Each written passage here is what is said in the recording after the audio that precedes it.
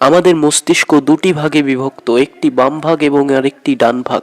বাম ভাগের মস্তিষ্কের অংশটি আমাদের শরীরের ডান পাশের অংশকে নিয়ন্ত্রণ করে এবং ডান পাশের মস্তিষ্কের অংশটি আমাদের বাম পাশের শরীরের অংশকে নিয়ন্ত্রণ করে। এটা জেনে অবাক হবেন যে যখন আমরা কথা বলি তখন শুধুমাত্র আমাদের বাম পাশের মস্তিষ্ককেই ব্যবহার করি, ডান পাশের মস্তিষ্ককে ব্যবহার করি না। আমরা যখন কোনো কিছুর সিদ্ধান্ত নিই তখন আমরা দুটো মস্তিষ্কই দ্বারা চিন্তা করি। আমরা বাম পাশের মস্তিষ্কও চিন্তা করি, ডান পাশের মস্তিষ্ক দ্বারাও চিন্তা করে আমরা একটি চূড়ান্ত সিদ্ধান্তে পৌঁছাই। এটা শুধুমাত্র চিন্তা করার ক্ষেত্রে, কিন্তু কথা বলার ক্ষেত্রে আমরা শুধুমাত্র আমাদের বাম পাশের মস্তিষ্ককেই ব্যবহার করি।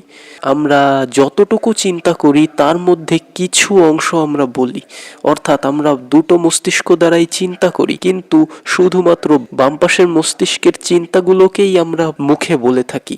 ডান পাশের মস্তিষ্ক তো সরাসরি আমাদের কথা বলতে কোনো অবদান রাখে না, শুধুমাত্র বাম পাশের মস্তিষ্কই রাখে। এজন্য মাঝে মাঝে যখন আমাদের দুপাশের মস্তিষ্ক দ্বারাই চিন্তা করি তখন আমরা কথা বলতে ঘাবড়ে যাই।